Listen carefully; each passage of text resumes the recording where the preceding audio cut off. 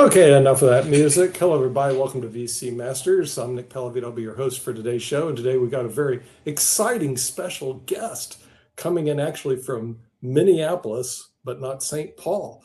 And the thing is, he is actually a VC, but he's going to tell you the whole story. But for the star of the show, we got to bring him on. And that is Dr. Salman Azar, who's head of the Azimuth Opportunity Fund, as well as a professor at Duke University. So we're bringing Dr. Azar so you can introduce our guest and we can get this show started, as they would say. But it's always great to be here. And we have a very, very special guest, a VC, actually an entrepreneur turned VC.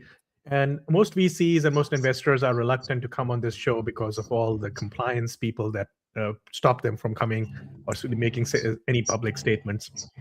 But John Hutchinson is an entrepreneur turned investor who is here, has done amazing work. When I met him like a couple of months ago or so, I was so impressed that he was an automatic invite and he is here. So welcome to the show, John.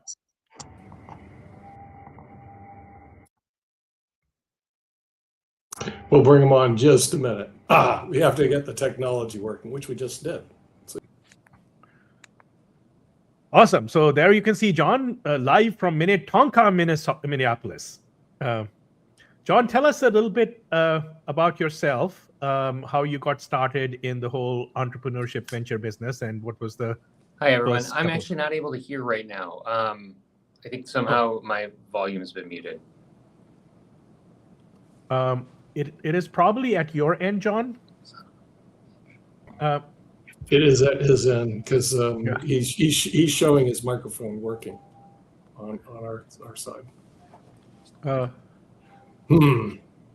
Houston, we have a problem. The good news. Oh, there. Can you hear us now? Yeah. Can you hear us? 1, 2, 3. You can hear us probably. Can you hear us? I'm glad my mic is working. For some reason, the volume went away on my side when we flipped to the streaming. Okay. If you want to toss me to the backstage, I can figure it out. Okay. All right. So in the VC industry, actually in any industry, you should always have a plan B. So while John is trying to figure out his sound system, we can get started with other things. So Mr. Pellavito, what's on your mind today? What do you want to ask me? Oh, I think John is... Oh, yeah, we were talking about plan B before. And the thing is, I know that exists in certain bars. And in ours, we don't really have a plan B. So our plan B is John. John, are you working again? Can you hear us? Oh, here comes Mark. Here comes Mark to save the day, maybe. You know, John, can you hear us? He was working fine just a minute ago. Yeah, so maybe we can get started, and whenever John can hear us, he can join in. So John, just let us know when you can hear us. So meanwhile, I will be your guest. Okay. All right. Well, the thing is, we were talking about plan B, and I think that's kind of essential because sometimes you just don't have a plan B. And that's part of the thing with when they said, Houston, we have a problem, they did have a problem, but I'm not sure if they actually had a plan B, Dr. Azar. Yeah, it is very easy to identify problems and then just make a big deal of them. But, I always tell people that work with me is that when you identify a problem, at least have one solution, no matter how bad that solution is, so that you can start thinking about solving that issue. Yeah.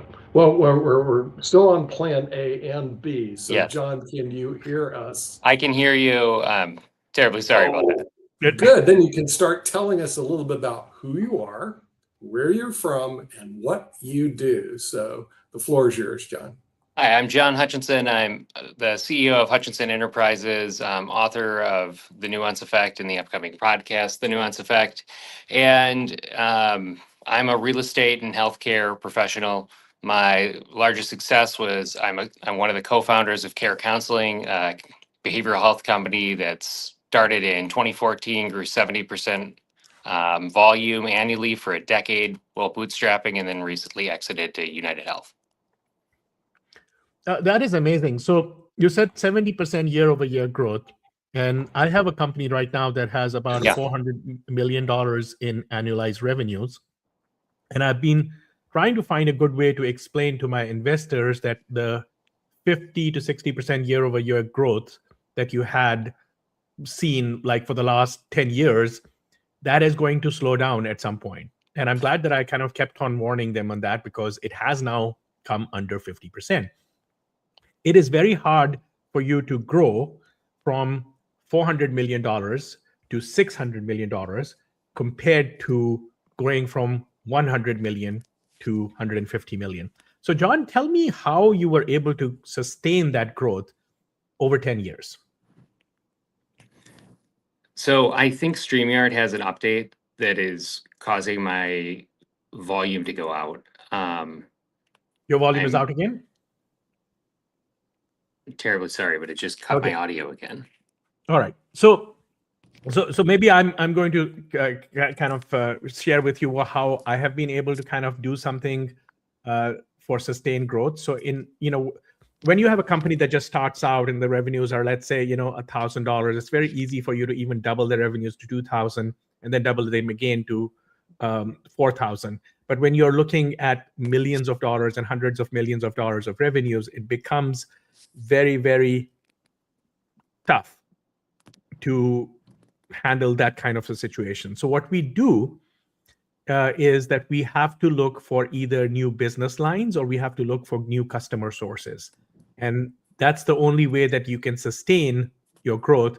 But then you have like some glass ceiling that you can run into where you have captured all the available market that you can capture. And that's basically your upper limit.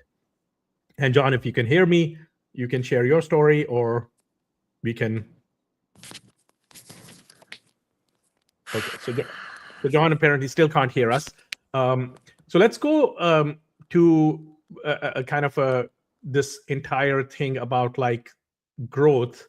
So John did his job by kind of anchoring us to a kind of to topic, and the growth that you want as a new company and the growth that a VC is going to look for you is where you can hit the escape velocity. The escape velocity phenomena comes from the aerospace industry, where in order for a rocket to go to the moon or go to the space, it has to start with a certain or reach a certain velocity where it would be able to fight gravity and go outside Earth's gravitational pull and continue going.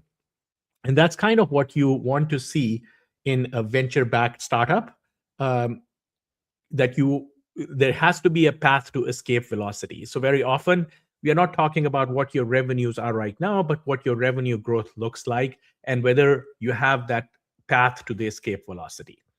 For example, if you are running a restaurant, that is not a venture-backed business because there is a physical constraint to how much you can cook in that kitchen, and you cannot grow beyond what that kitchen can take, even if you have takeout and so on and so forth, without opening another kitchen, which basically effectively almost doubles your cost.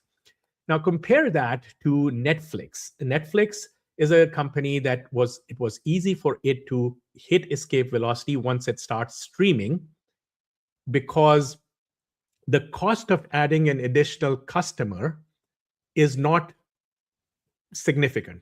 In fact, it may be pennies for them to add to additional customer, and they can charge them $10-20 or whatever they're charging now, which gives them a contribution of almost the entire amount of a new customer.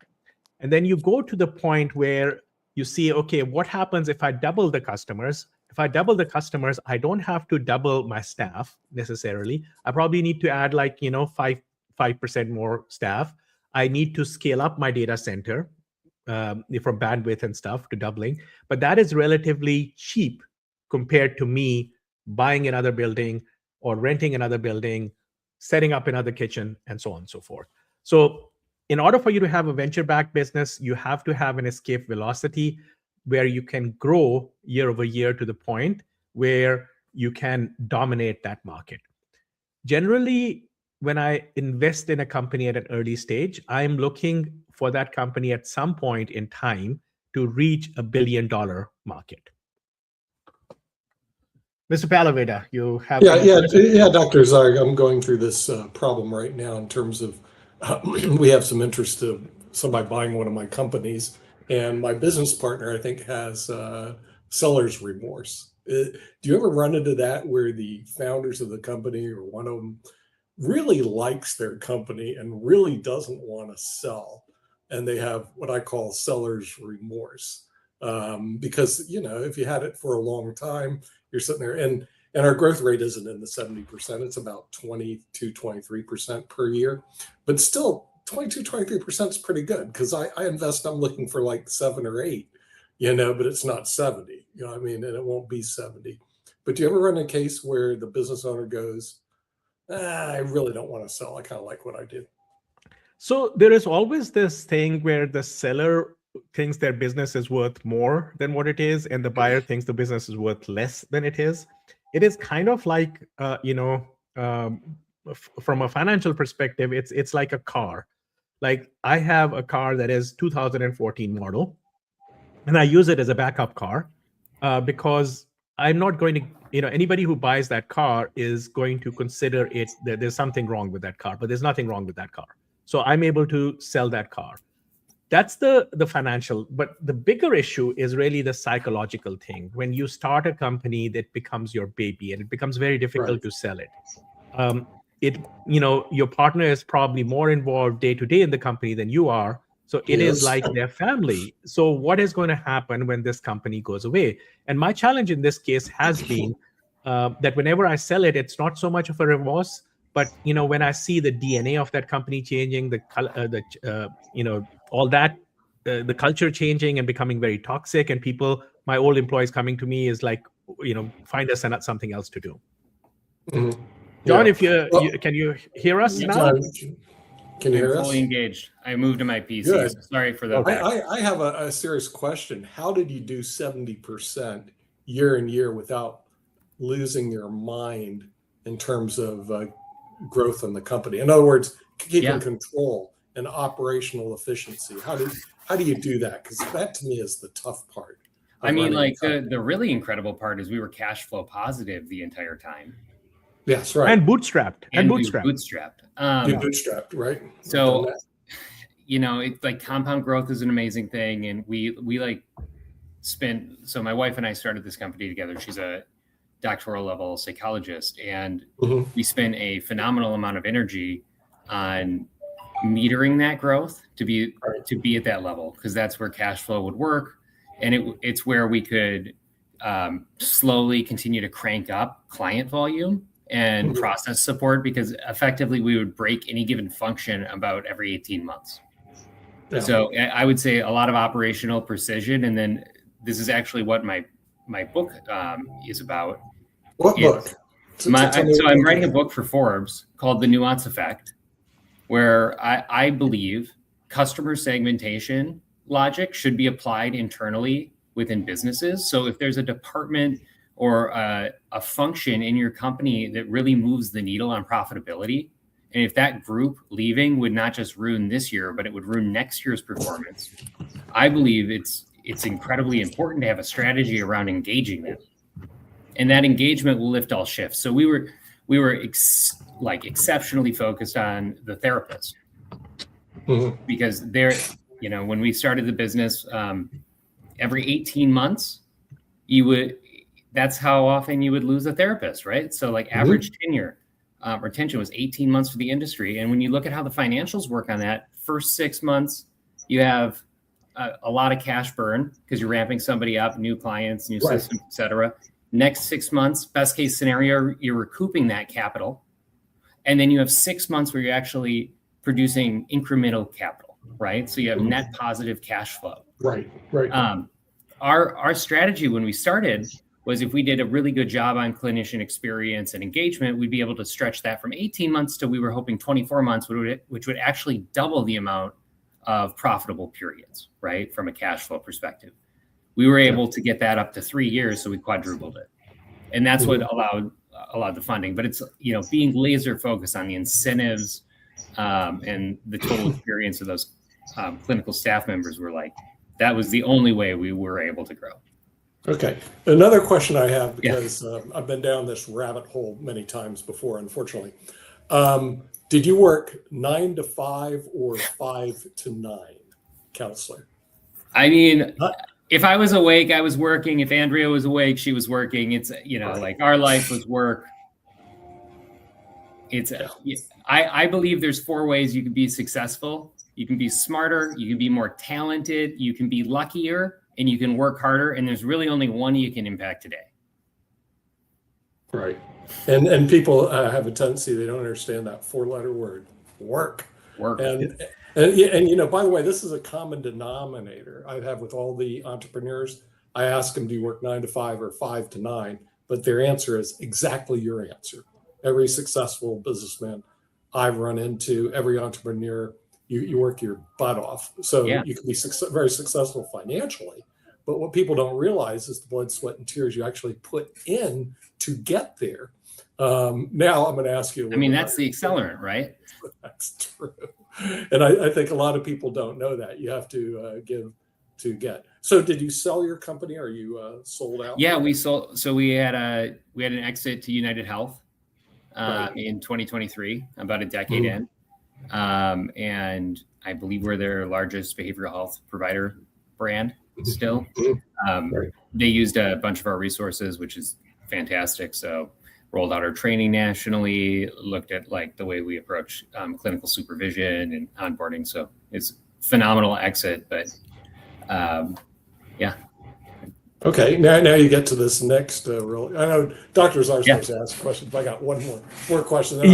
So I was just going to say that you forgot one way, which is inherit a whole bunch of money.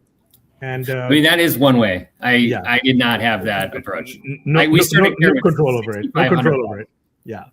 And it reminds me of a joke that the easiest way to become a billionaire is to inherit $2 billion, because the first billion you blow away, and then you still have $1 billion left. If you just inherit $1 billion, you're not going to be a billionaire because you're going to blow away a half of that money.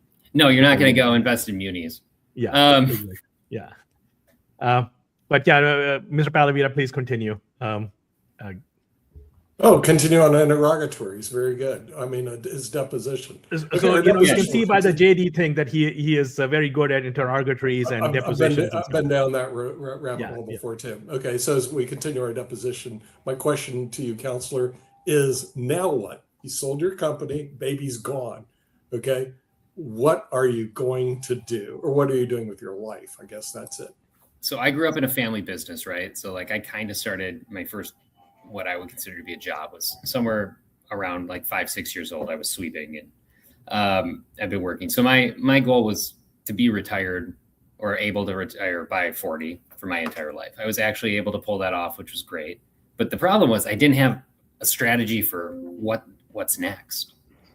So I got there and I was like, well, who am I? So I'm in a period of self-discovery, but primarily I do healthcare, investing in board work, commercial real estate, and I'm working on researching for this book.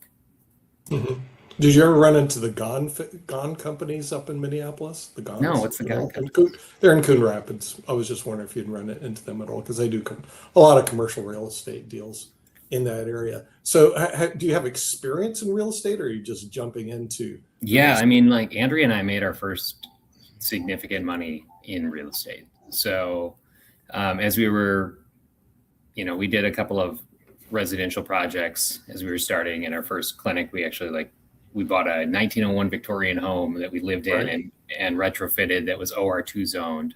So I was a commercial broker in early on. That was my first real business.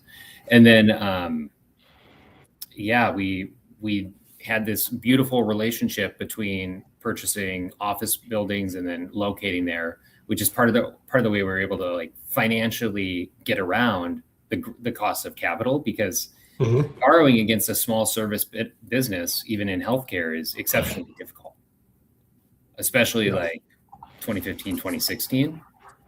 So we would use real estate to get into a new site, and then that just turned, and then we would sign long-term leases and do sale leasebacks. Very similar to the strategy you see for like a lot of franchisors. Right. So your first financial success was in real estate. When you were in high school and college, how many real estate courses did you take counseling? Oh man, I took a lot of business courses in high school, like everyone they offered. I've taken, intro and intermediate accounting 3 times between college, high school, and undergrad, or in my master's program, which I would actually suggest, because if you understand the in and outs of journal entries and accounting, you understand the cardiovascular system of any business, right? But yeah, I took every real estate course in my master's that was available. I think commercial real estate is incredibly complex and also pretty straightforward. So if you have a use, it's easy. Yeah. And how did you segue from real estate, which is this asset class, over to healthcare, which is a totally different business? So my beautiful wife was living in Minneapolis, and I was running a commercial real estate business with a partner of mine in Madison, Wisconsin, and she got into her doctoral program, and I realized that I had to move back to the Twin Cities. So I sold my portion of the business to him and used that money to pay for my MBA program. And as we were I was going to the same school that she was, so our cohorts would on a lot of nights meet for cocktails after school, right? So 5 o'clock, the MBA program and the doctoral psychology program would both go to, a little dive bar. And we got to know all these providers really, really well. And then we got done with, Andrea got done with her doctoral program, and we started hearing about these providers leaving the industry.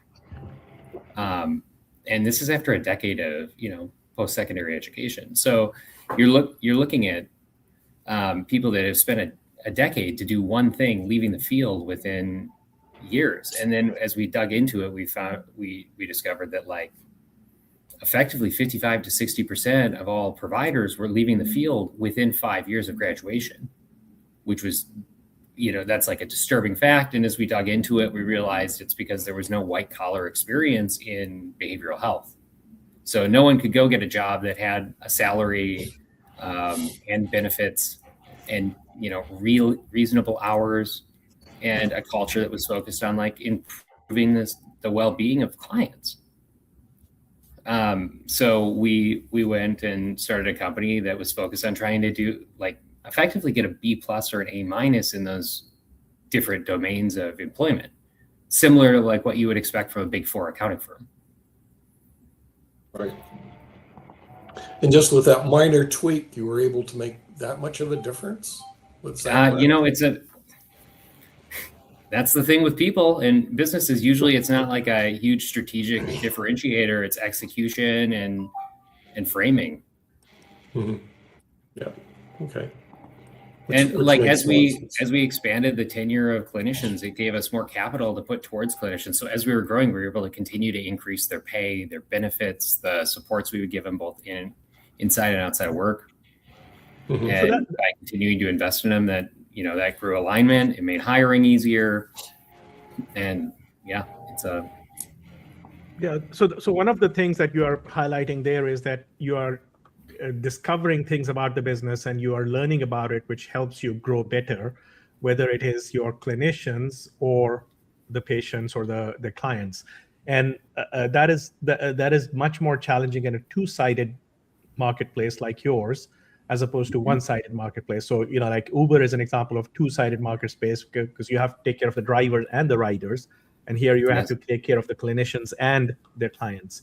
And that becomes a much more challenging than just having a one-sided marketplace where you have a particular type of customer. Let's say, somebody who wants bank loans, it's just one side. Yep. But when you combine that with a marketplace where you're not the bank and you have an external private credit company that's doing it, now you have to manage both sides, which can be an advantage as well because it optimizes your whole process. As a bank, when you have your own money, you may be willing to go higher or lower on the interest rate and risk calculations. When you have a marketplace, you don't take that risk, and you let the market determine things, just like Uber pricing, for example.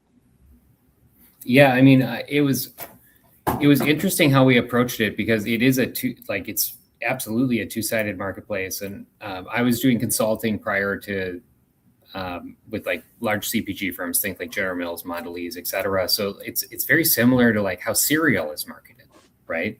Like you need to sell to both the parents and the kids in a lot of cases.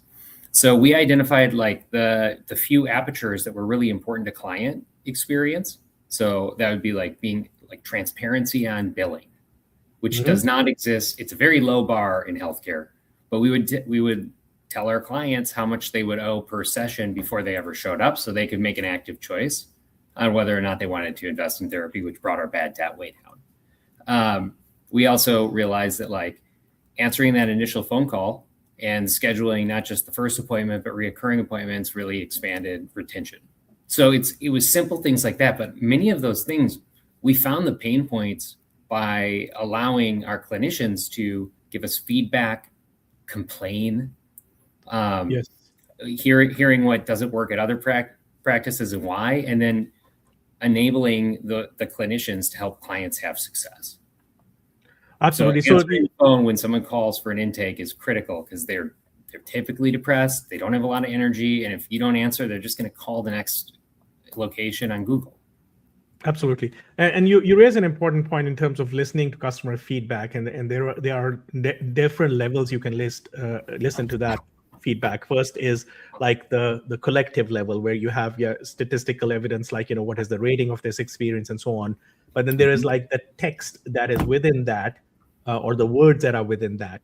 And then within that, filter out, what belongs to real feedback and what is just the customer experiencing from something else. So I did the customer experience management system for Toyota Motor Europe, and there was a classical example that we used, because one of their customers said, "I hate my ex-wife because she stole my Toyota truck." Now, that was a sentiment that was directed at the ex-wife as opposed to the Toyota truck. So you have to be very careful that, is this like the experience they had with you, or they're just having a bad day? And when you're looking at a mental health and therapy thing, that is even more. I mean, is it the frustration they have? Absolutely. Like, I have a great example of that. Like, you should never look at online reviews of a behavioral health practice, because the only people that will share feedback are really, really upset. Because most people, there's so much stigma around it, they don't want to say, "I go to this therapist." Yes. Right. So it's important to listen to places where you can get both good and bad feedback, or listen to the trends of bad feedback. Because in healthcare, people are going to be frustrated in general, just because healthcare is a frustrating experience. Like you ask the average American, do you think our healthcare system is great? You're not going to get a lot of yeses. Yeah. That reminds me, my PCP has been sending emails to come see her, and I don't want to go. I don't have time for it. I'm happy in my life. I don't want her to diagnose a problem that is going to destroy my day. And dentist is like the number one fear that people have. It's not like directly healthcare, but going to a dentist is the number one fear. Second to, and the second is public speaking. So nobody wants to go to a dentist. No. That being said, the best thing the dentist can do is, before you leave your last appointment, schedule the next one in real life. Yeah. While you're at the office, and get your copay so they never have to send you a bill. Yeah. Those two steps will have a huge impact on their business. And like, you can't control the fact that the dentist is scary. Yeah. What you can do is normalize the behavior of going. Yeah, that actually brings another interesting experience. My dentist office charges a 3% surcharge for credit card payments. And like, as a business person, I told them, look, that people are already kind of like not here. It's a grudge visit. Like, This is not like going to a restaurant with your wife or with someone else's wife, which can be questionable. But nobody goes to dentists with their wife or someone else's wife. Don't charge that 3%, because you're leaving a bad taste, literally a bad taste in the mouth. Yes. Yeah. Oh, 100%. And look at your rates of bad debt and how long it takes you to collect on your average bill, and how much you're paying for the cash to float it. Because I'm guessing you're spending more than 3% and a lot of time and pain points, and you're giving clients a terrible experience to collect a 3% fee that just irritates someone who's already irritated. Who's already irritated. And that part I agree, but I also have to agree that we're out of time. So I do want to thank our special guests, John Hutchinson and Dr. Salman Azar, who's also with the Azimuth Fund and on the Duke faculty. And we thank our viewers in the United States and, of course, around the world on VC Masters, only on the Pod TV network. And we'll see you next time. Take care. Bye-bye. All right. I'm on Cheers. Bye-bye. I go anywhere with you, 'cause you fill my mind, or you fill my mind. We could build a dream, start up something new, and the world is on your shoulders, and you feel like falling over. Just let me in your